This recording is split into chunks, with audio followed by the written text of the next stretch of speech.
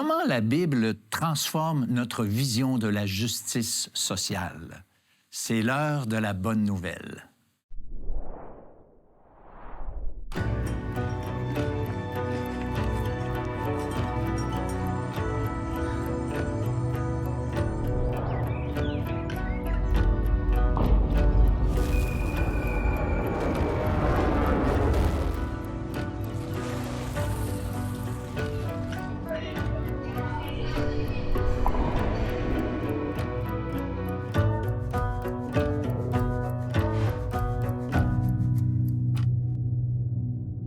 Bonjour, bienvenue à l'heure de la bonne nouvelle. Bonjour Martin, Samuel. Salut François. Salut François. Bienvenue à l'émission encore une fois. Oui, qui nous parle de la pertinence du christianisme. On est dans une série qui aborde est-ce que le christianisme change de quoi dans le commun des mortels, dans nos vies? De tous les jours. Oui, aujourd'hui, on va voir à quel point le christianisme vient réformer notre manière d'être juste et de percevoir ce qu'est la justice sociale en communauté, en famille, individuellement. C'est un sujet qui est super pertinent parce que ça nous touche tous. En fait, on fait tous partie du problème de la justice ou de l'injustice sociale parce que tout le monde tire sur la couverte.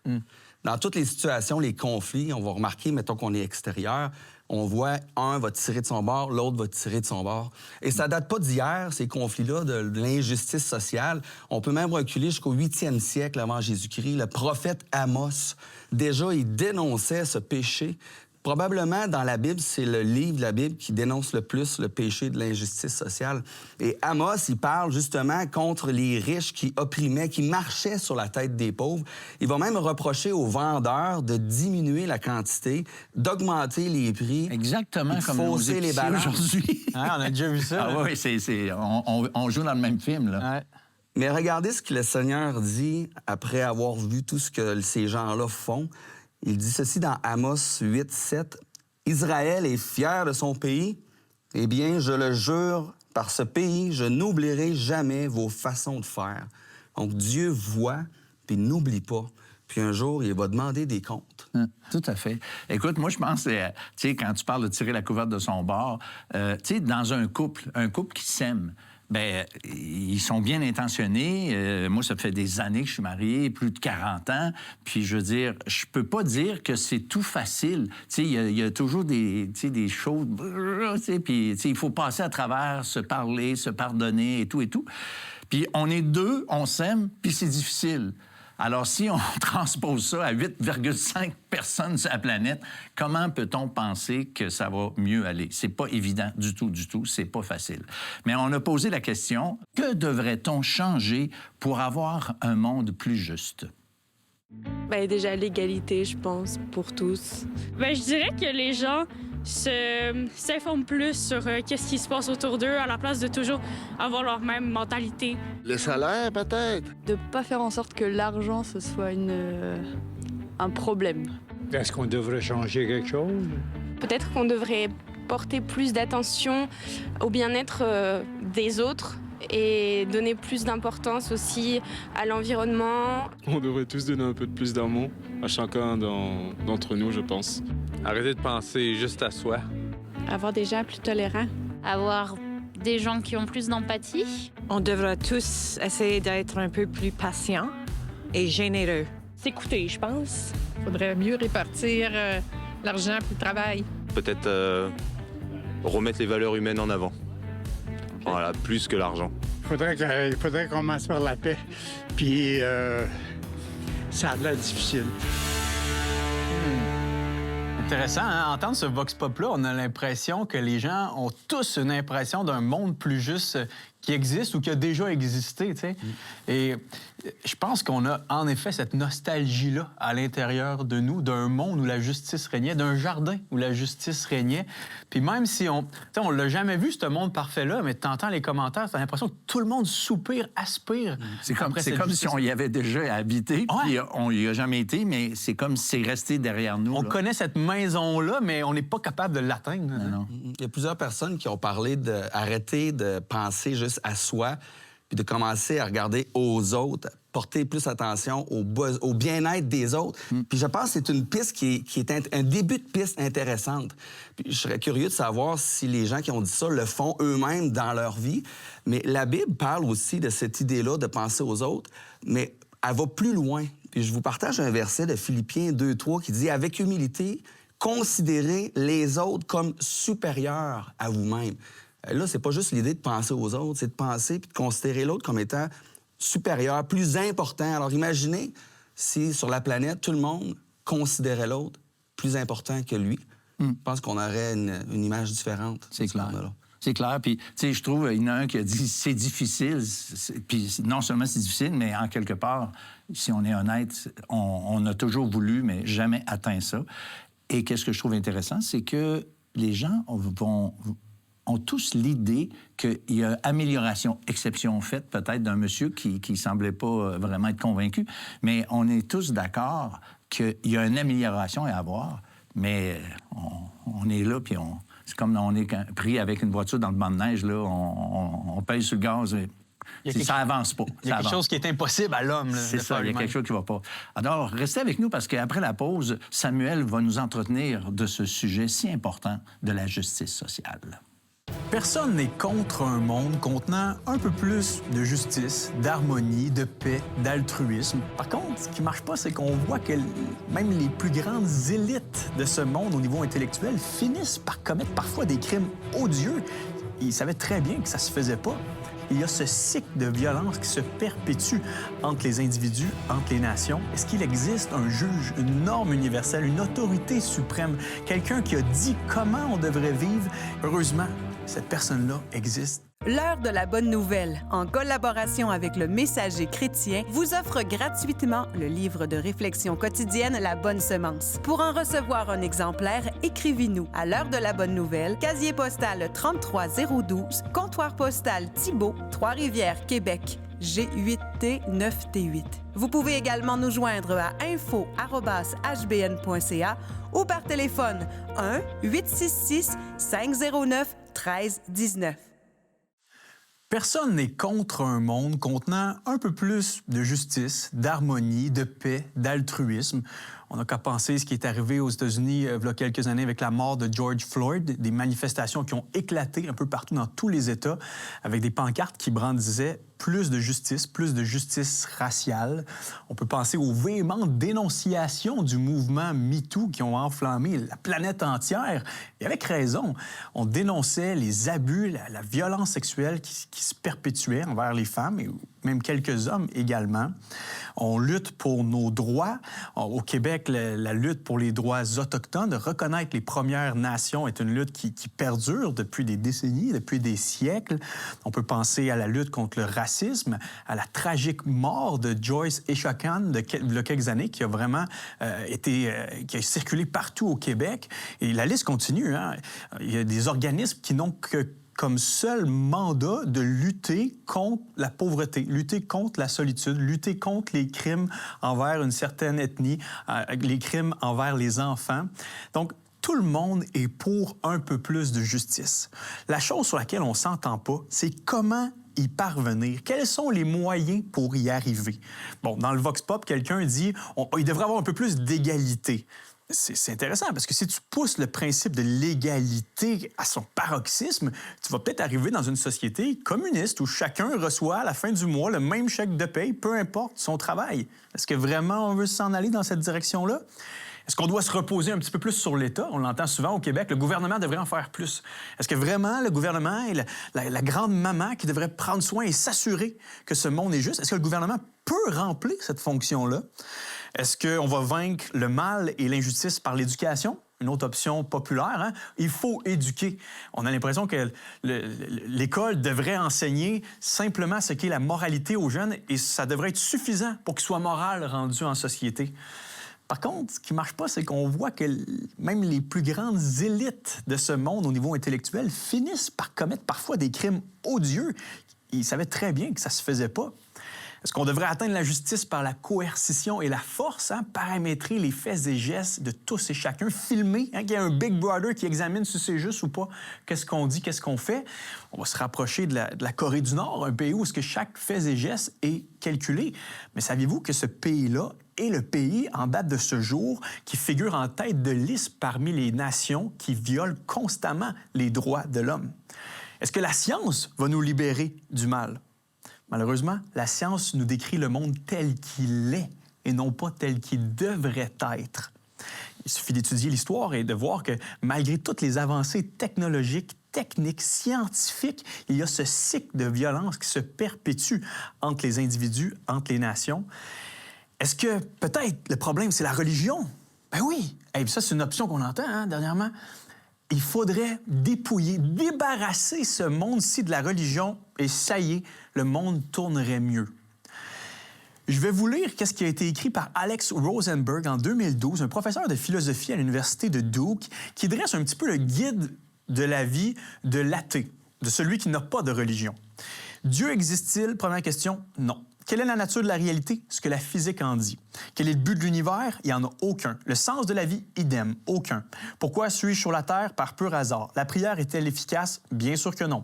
Ai-je une âme? Est-elle immortelle? C'est une joke ou c'est ça sa réponse? Le libre arbitre existe-t-il? Impossible. Qu'est-ce qui se passe après ma mort? Tout continue comme avant, sauf que tu n'es plus là. Quelle est la différence entre le bien, le mal, le bon et le mauvais? Réponse, il n'existe aucune différence morale entre les deux. Pourquoi devrais-je agir comme un être moral? Parce que ça vous fait un peu plus de bien que d'être immoral. Purement pragmatique. Est-ce que l'avortement, l'euthanasie, le suicide, le fait de payer ses taxes, l'aide internationale ou toute autre chose que je n'aime pas devrait être interdit, autorisé ou parfois rendu obligatoire? Réponse, tout est permis. Voici le guide, le mode d'emploi moral qui est dépouillé de toute référence religieuse. Est-ce que vraiment on veut dire ça? Tout est permis. Et en disant ça, là, je ne suis pas en train de dire que les athées, les gens qui vivent sans Dieu, comme si Dieu n'existait pas, sont moins moraux que les chrétiens ou les gens religieux. Non, on a tout cet instinct moral à l'intérieur de nous. Ce que je suis en train de dire, c'est que l'athéisme n'a pas des fondements philosophiques suffisants pour bâtir une morale, pour bâtir une justice sociale. Et là, certains vont dire, ben oui, mais je ne suis pas athée, moi, je suis humaniste. Moi, je pense qu'on devrait tous laisser briller notre petite lanterne intérieure, juste un petit peu plus haut, un petit peu plus fort, puis on atteindrait finalement un monde meilleur. Le problème, c'est qu'on a tous des standards différents de la moralité. Vous savez que pour l'extrémiste qui vit de la charia, de la loi coranique, eh bien, il lui est permis d'assouvir ses besoins sexuels envers une esclave sexuelle. C'est permis. Le kamikaze est convaincu qu'il agit pour la justice, pour le bien, lorsqu'il se fait exploser. Et on n'a pas le droit d'aller dire « Non, ça, par contre, c'est pas bon. Ça, c'est pas une bonne lanterne intérieure. » Si Dieu n'existe pas, tout est permis. La question de la justice sociale pose la question d'un juge. Est-ce qu'il existe un juge, une norme universelle, une autorité suprême, quelqu'un qui a dit comment on devrait vivre et qui, ultimement, on va devoir rendre des comptes devant cette personne-là? Heureusement, cette personne-là existe et son nom, c'est Dieu. Vous avez des questions ou des commentaires sur ce que vous venez d'entendre? Contactez-nous par téléphone ou réagissez sur les médias sociaux.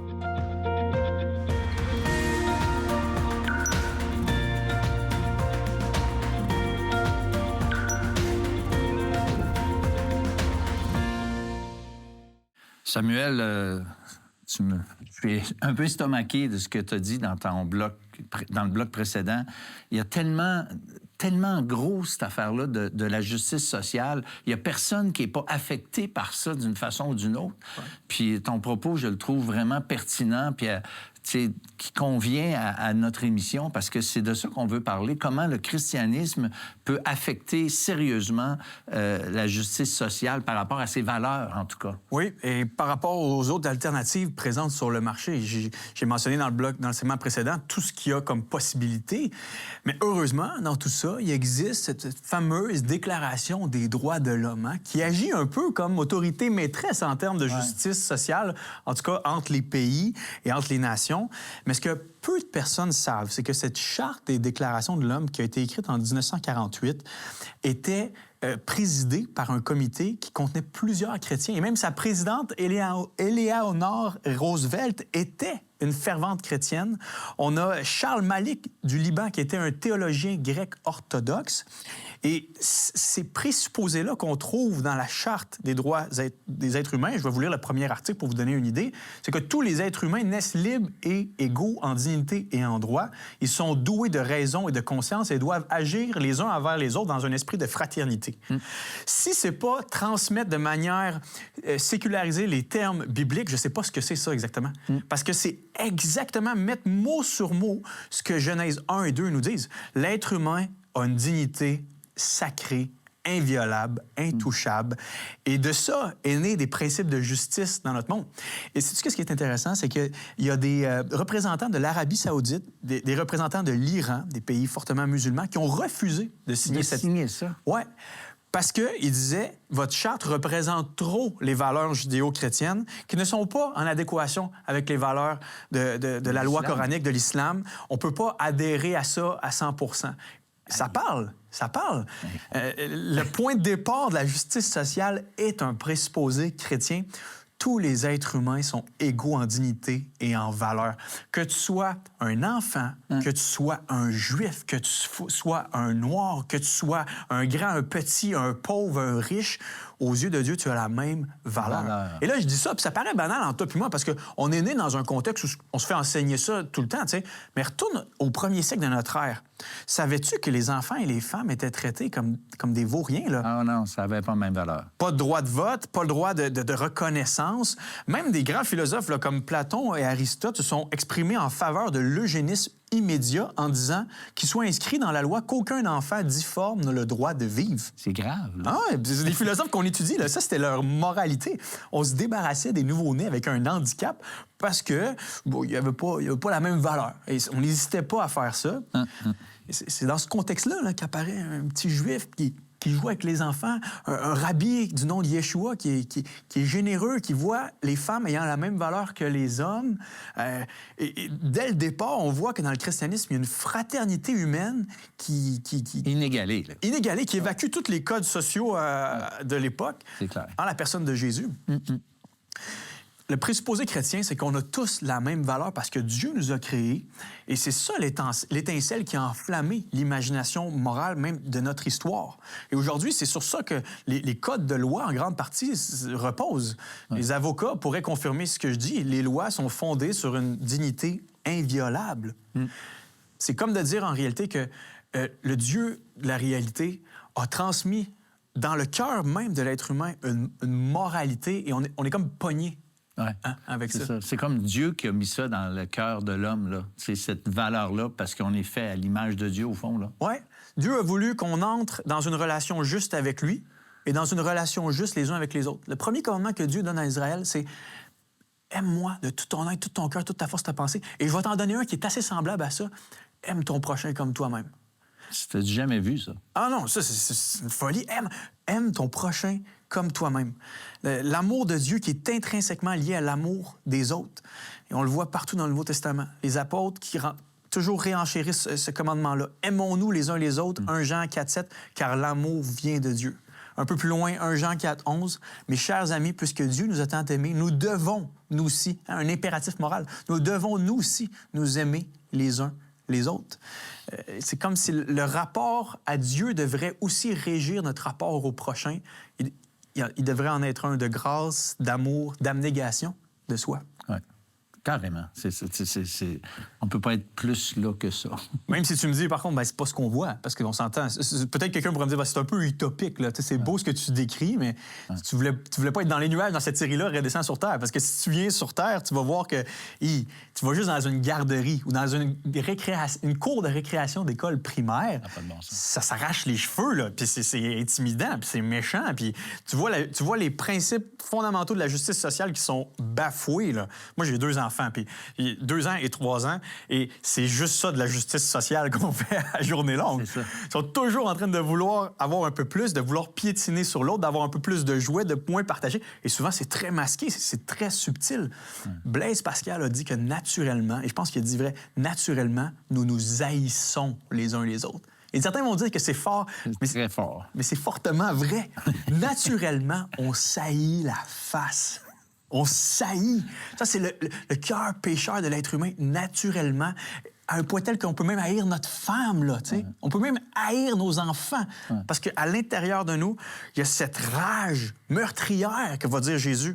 Vous vous traitez d'idiots les uns les autres et vous ne savez pas que c'est une rage meurtrière qui est derrière ça. Pourquoi, mettons, on a tendance, puis je te pose pas la question, mais je pose la question, pourquoi on a tendance, quand on est avec des personnes, là, puis là, il y en a un qui quitte, là, puis là, souvent, il y a quelqu'un qui fait les reproches ou souligne les défauts de l'autre.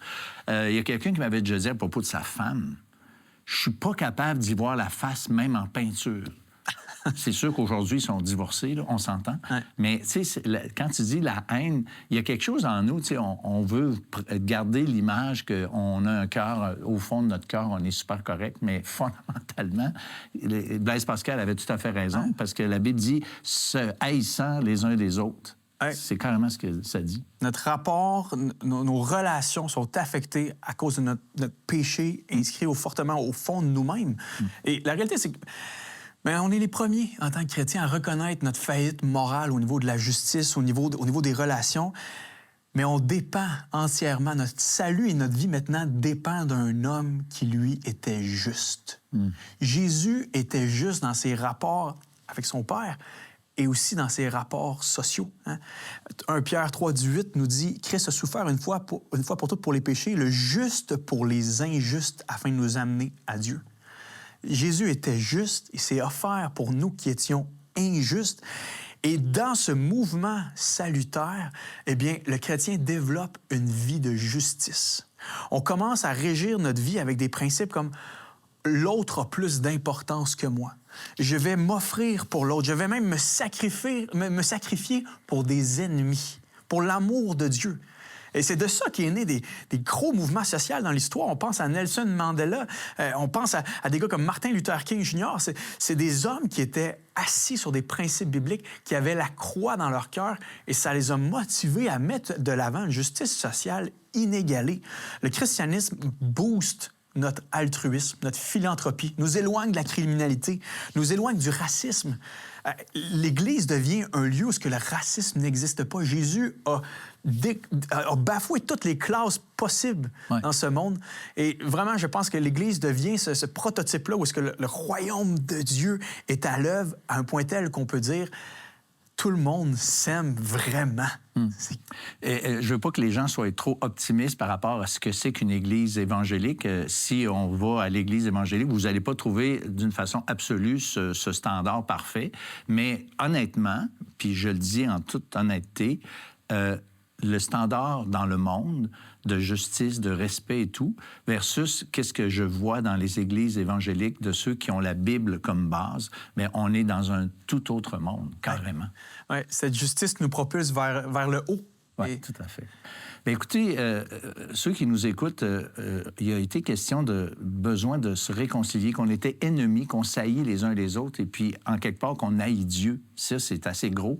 Mais l'apôtre Paul va dire dans 2 Corinthiens 5,20, « Nous vous en supplions au nom de Christ, soyez réconciliés avec Dieu. » Alors, on a besoin d'être réconciliés avec Dieu. On a besoin de reconnaître cet état de choses que nos cœurs, on est incapable d'appliquer la justice sociale comme elle devrait être appliquée. Et le Christ qui, lui, a pris notre place, a pris la place du coupable, mort pour nos péchés, nous dit la Bible, afin que nous, on puisse vivre maintenant en nouveauté de vie, pardonner d'abord la vie éternelle, l'espérance totale d'une justice parfaite, et aussi, dans nos cœurs, une façon de vivre, une nouvelle façon de vivre où on peut, dans une mesure du moins, appliquer certains principes que la parole de Dieu nous enseigne et une certaine justice sociale dans notre entourage, dans nos familles, dans nos églises évangéliques. Oui, beaucoup mieux, comme je le dis, mais c'est pas parfait,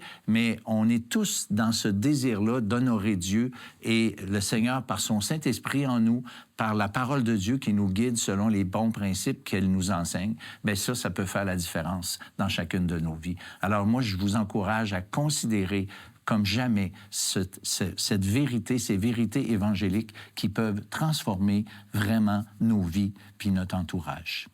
Vous avez des questions ou des commentaires sur ce que vous venez d'entendre? Contactez-nous par téléphone ou réagissez sur les médias sociaux.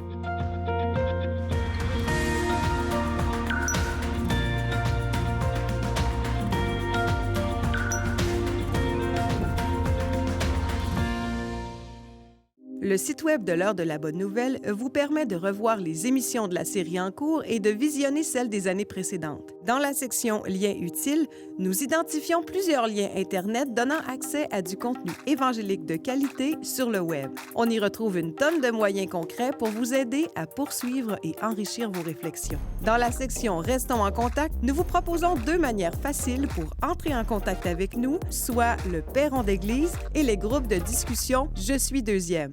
Samuel, écoute, tu as une capsule sur la justice sociale dans ton site Ça me parle, hein? Oui, qui se nomme Bien dans nos peaux. En fait, c'est une capsule que j'ai faite en compagnie du poète Black, Emmanuel Hippolyte, c'est son nom d'artiste, et qui parle du racisme. Donc, je pense que ça pourrait faire un bon complément au propos de cette émission-ci. C'est bon. Puis je trouve, moi, qu'il faut penser aux différentes œuvres de charité qui ont été mises sur pied au fil des années, des siècles même, que beaucoup, sinon la plupart d'entre elles, ont été mis sur pied par des chrétiens, par des gens qui avaient la foi évangélique, qui avaient cette confiance dans les valeurs de la parole de Dieu. Je pense à la Croix-Rouge, l'Armée du Salut, très connue aussi. Et puis, on pourrait en nommer toute une série. Puis, si on regarde l'historique de chacune d'entre elles, on verrait que ce sont des chrétiens à la base qui avaient ce désir d'avoir une meilleure justice sociale. Oui, ce souci pour le pauvre, pour l'indigent. Et même dans le Vox Pop, on voyait comment les gens critiquaient fortement l'amour de l'argent. Eh bien, ça, c'est quelque chose qui est déclassé lorsqu'on vient à Jésus. Là. On comprend qu'il y a plus de joie à donner qu'à recevoir. Et j'ai même une statistique intéressante. En Amérique du Nord, saviez-vous que les gens qui vont à l'Église et qui croient en Dieu donnent en moyenne 3,5 fois plus d'argent par année que leurs homologues non religieux. Ils font 2 fois plus de bénévolat. Il y a un renversement de valeurs qui prend place dans notre cœur quand on vient à Jésus et soudainement, on est plus généreux. On est moins centré sur notre portefeuille, nos bénéfices, mais plus sur comment on peut redonner, comment on peut avoir des élans de générosité. Puis moi, je suis au courant qu'il y a quelqu'un qui s'est fait vérifier par l'impôt parce que ses dons de charité étaient trop élevés par rapport à son revenu. Ils ont demandé des détails des dons qu'il avait faits parce qu'ils trouvaient que ça ne marchait pas. Mais il faut se rappeler quand même que toutes ces œuvres-là, même si on essaie, on peut progresser vers quelque chose de plus juste, un monde plus juste, mais on ne pourra jamais éliminer le péché. C'est juste Dieu, un jour, qui va ramener ce monde, cette justice-là. Puis il y a un verset dans 2 Pierre 3,13 qui exprime vraiment cette idée-là, qui dit que « Mais nous attendons, selon sa promesse, de nouveaux cieux et une nouvelle terre. Dieu va rétablir toutes choses, où la justice habitera. » Donc, c'est mon espérance, puis c'est aussi une des choses qui m'ont amené à l'Évangile, c'est l'injustice dans le monde versus qu'est-ce que Dieu proposait. Alors, on vous remercie, mes chers, d'avoir été là. On vous remercie, vous, à la maison, et nous vous invitons pour une autre émission de l'Heure de la Bonne Nouvelle dès la semaine prochaine. Je trouve pas de valorisation dans ma carrière.